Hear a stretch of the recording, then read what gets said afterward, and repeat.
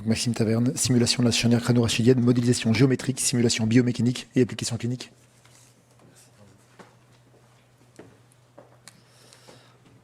Bonjour à toutes et à tous. Je voudrais remercier l'équipe organisatrice pour me permettre de vous parler aujourd'hui du travail que je porte en tant que chercheur postdoctorant dans le laboratoire du professeur Consari, le laboratoire forme et croissance du crâne. Et donc je vais vous parler de la charnière occipito-cervicale. Les grandes questions auxquelles on essaie de répondre dans notre laboratoire, c'est de comprendre l'évolution des patients, que ce soit sans prise en charge chirurgicale ou après une prise en charge. Et également de mieux comprendre quels vont être les impacts fonctionnels sur les patients. Donc pour cela, on utilise une approche multidisciplinaire qui consiste donc en 2 étapes à construire des modèles de croissance dans une cohorte, donc en caractérisant la morphologie et l'anatomie des patients, afin de tirer et d'en extraire des tendances statistiques et donc de pouvoir décrire la variation morphologique avec l'âge ou en fonction de paramètres cliniques. Et dans un second temps, une fois qu'on a extrait ces variations morphologiques, on essaie de comprendre les mécanismes sous-jacents à cette variation. Et nous, dans le laboratoire, on essaie d'explorer les mécanismes mécaniques. Donc une fois qu'on a ces patrons de croissance, eh bien, on peut lancer des simulations biomécaniques dont vous pouvez voir les résultats sur le bas de la slide. Ici, ce sont des simulations qui sont parties de l'hypothèse que la croissance du crâne et la forme de la voûte crânienne avec l'âge évoluaient sous la contrainte des forces centrifuges qui sont exercées par la croissance du cerveau. Et donc, ces simulations sont faites grâce à des outils d'analyse en éléments finis. Et donc, on obtient un nouveau patron de croissance qui, lui, est dépendant de l'hypothèse qu'on a posée à la base. Et ensuite, on peut comparer la série de croissance mécanique et la série de croissance statistique pour conclure sur la pertinence de notre hypothèse. Alors moi, je me focalise davantage sur la jonction crânio-cervicale. Dans les cas de fasciocraniosténose syndromique, donc les fasciocraniosténoses liées à des mutations sur les gènes FGFR. Dans ces pathologies, on retrouve un certain nombre de dysmorphies de la jonction, de la charnière, qui peuvent être soit des sténoses du foramen magnum ou une assimilation de l'atlas, une fusion de C2-C3 ou alors une invagination basilaire. Et quand on est face à ces dysmorphies, eh bien, il faut prendre une décision quant au plan thérapeutique à adopter. Le praticien est souvent confronté à un certain nombre d'options parmi lesquelles il va falloir choisir. Et donc, autre facteur qui rend plus difficile la décision, parfois on a des patients qui soit s'améliorent avec l'âge sans avoir eu recours à de la chirurgie, ou alors justement qui n'ont pas besoin de chirurgie, malgré le fait qu'ils aient ces dysmorphies. Et donc nous, les questions auxquelles on essaie de répondre, c'est est-ce qu'on peut avoir des critères objectifs pour décider d'un plan thérapeutique ? Quelle est la chirurgie la plus appropriée et est-ce qu'on peut designer, prévoir un plan thérapeutique personnalisé pour les patients ? Alors pour répondre à ces questions, il nous faut des données à la fois sur les patrons de croissance, donc sur la croissance normale et la croissance pathologique, mais également de mieux comprendre les mécanismes sous-jacents qui sont responsables de ces dysmorphies. Donc les outils qu'on utilise, ce sont les modélisations biomécaniques, donc à partir d'analyses en éléments finis, qui sont basées sur le fait qu'on va construire des jumeaux numériques en 3D numériquement, qui vont reprendre l'anatomie et la morphologie 3D du patient.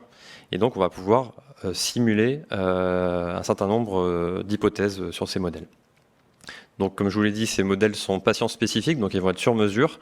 On va avoir à la fois l'anatomie des tissus mous et la morphologie des os. Et donc, sur ces modèles, on va pouvoir appliquer un certain nombre de forces. Donc, soit appliquer un geste chirurgical, ou alors appliquer des forces externes qui vont mettre en mouvement le modèle, ou alors des forces internes comme la croissance des tissus mous. On va pouvoir ainsi mieux comprendre les relations qui existent entre la mobilité, la stabilité de la charnière et l'anatomie et la morphologie, comparer cela entre les cohortes, prédire l'évolution naturelle d'un patient s'il n'est pas soumis à un geste chirurgical et aussi simuler une opération. Alors, la construction numérique de ce genre de modèle est assez longue et complexe puisque cela requiert un grand nombre d'informations qu'il faut implémenter dans le modèle. La première information, donc, c'est une quantification de l'anatomie et de la morphologie de la charnière. Ensuite, il faut qu'on ait des informations quantitatives sur les trajectoires ontogénétiques. Il faut aussi quantifier les propriétés mécaniques de tous les éléments constitutifs du système que l'on étudie. Donc ici, la charnière, il faut qu'on ait une idée des propriétés mécaniques de l'os, du cartilage, des ligaments et des muscles. Et pour valider ces modèles, étant donné que si on les met sous une contrainte mécanique, eh bien, le système articulaire va bouger, il faut qu'on ait des données réelles de mobilité des articulations et de stabilité. Ces données vont nous permettre de valider le modèle et d'être sûr que ce modèle nous donne des résultats réalistes. Donc tout ce projet va être est pris en charge par une petite équipe qu'on est en train de monter, donc composée de pas mal d'étudiants. Donc on a recruté Angèle et Flavie qui ont commencé à travailler sur l'élaboration d'un modèle statistique de croissance de la charnière, basé sur une étude en morphométrie géométrique, donc qui permet de décrire en 3 dimensions de manière fine la morphologie des os, de la base du crâne de C1 et de C2. Dans une cohorte de patients normaux et dans une cohorte de patients FGFR. Ensuite, Laura mène une étude sur la mobilité de la charnière en se basant sur des données radiographiques biplan qu'on a réussi à récupérer, donc qui ont été faites sur des charnières cadavériques d'adultes. Donc on a ces données-là pour les adultes puisqu'on a des charnières cadavériques. En revanche, il n'est pas possible d'accéder à ce genre de matériel chez les enfants, bien entendu. Donc on a cette donnée manquante et qui pourtant est essentielle dans la validation de nos modèles numériques en éléments finis. Donc pour contourner le problème et essayer quand même d'avoir des données de mobilité chez les enfants, Laura va faire un travail multidisciplinaire à base d'analyse fonctionnelle. Donc c'est une approche d'ingénierie qui va permettre d'analyser, de subdiviser la charnière crânio-cervicale en un ensemble de sous-éléments constitutifs, donc en fait des briques élémentaires qui vont nous permettre de mieux comprendre les relations entre anatomie et mobilité et stabilité. Ces données seront confirmées et complétées par l'étude de séries ontogénétiques de modèles primates. Donc on est en train de monter des partenariats pour récupérer du matériel de microcèbes, donc ce sont des lémuriens et des babouins. Et in fine, le but sera de développer et d'imprimer en 3D un modèle de charnière qui permettra de rendre en compte de manière réaliste la mobilité. Et donc on va pouvoir imprimer en 3D des charnières sur mesure et donc d'extraire les données de mobilité d'un enfant à partir en fait de faire des inférences à partir de l'anatomie et de la morphologie du patient. Mais pour créer ce genre de maquette imprimée en 3D et qu'elle soit réaliste d'un point de vue mécanique, il faut tester les propriétés mécaniques des résines que l'on utilise pour la fabrication additive. Donc ça, ce sera le projet, c'est le projet de 4 étudiants qui donc ont imprimé des modèles géométriques et qui commencent à tester les propriétés mécaniques des résines. Le but étant de comparer les propriétés mécaniques de ces éléments avec les éléments anatomiques réels, donc le cartilage, les ligaments et l'os des patients, et donc de pouvoir faire en sorte que ces maquettes soient réalistes d'un point de vue mécanique. Donc les applications cliniques de tout ce travail est de 3 ordres. Donc le premier, la première conclusion qu'on va tirer, ça va être en fait des données objectives et quantitatives de la croissance de la charnière crânio-cervicale chez les enfants normaux et chez les enfants FGFR. Ensuite, ça va être de produire des modèles réalistes imprimés en 3D qui vont permettre 3 choses. Dans un premier temps, ils vont avoir un but pédagogique et de démonstration. Ensuite, le but de ces maquettes va être de générer de la donnée in silico de mobilité qui nous manque pour valider les modèles en éléments finis. Et enfin, de faire des simulations de traumatisme. Donc, comme vous en a parlé le professeur Consari, il va pouvoir y avoir des applications directement aux maltraitances sur les enfants.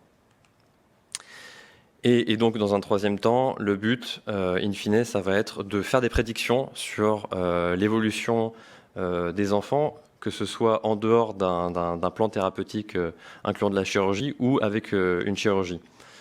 Et donc, cela va nous permettre de mieux caractériser les conséquences sur les aspects fonctionnels des différentes chirurgies et de pouvoir faire des choix plus avisés.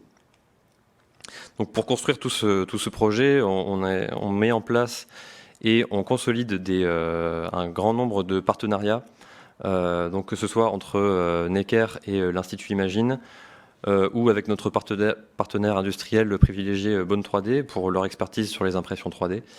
L'Institut de biomécanique humaine Georges Charpak de l'École des Arts et Métiers pour les simulations de mobilité. Le Muséum d'Histoire Naturelle pour l'accès aux collections et aux collections primates. Luciel à Londres pour les caractérisations mécaniques. On a aussi un partenariat avec l'Université de Nantes pour l'investigation microstructurelle des résines et également pour l'investigation des tissus mous de la charnière avec l'Université de Bordeaux. Et enfin, un partenariat avec la station de primatologie de Rousset et les collections du Musée de l'Homme pour les modèles animaux. Voilà, je vous remercie pour votre attention. Si vous avez des questions, je serai heureux d'y répondre. Merci. Moi, j'ai eu une remarque aussi, en partie une question effectivement pour Maxime Taverne. Vous avez bien décrit les différentes étapes, ou plutôt les différents objectifs de la reconstruction de la simulation, donc à la fois un bénéfice d'enseignement, un bénéfice pour la compréhension de la croissance, éventuellement pour le patient à titre individuel, pour la planification chirurgicale. Est-ce que, alors même si pour l'instant c'est les stades de développement, est-ce qu'en termes de temps d'analyse, on peut imaginer qu'il y ait vraiment un calcul pour chaque patient, par exemple pour guider une stratégie chirurgicale ou thérapeutique? Enfin, est-ce qu'on peut estimer le temps que prendrait de réaliser, on a un nouveau-né avec une crânosténose, on prend les mesures adéquates. Est-ce qu'on peut imaginer qu'en routine, il soit possible, en termes de temps de calcul par exemple, de planifier une stratégie chirurgicale sur les années qui viennent? Merci. Effectivement, ce serait l'objectif.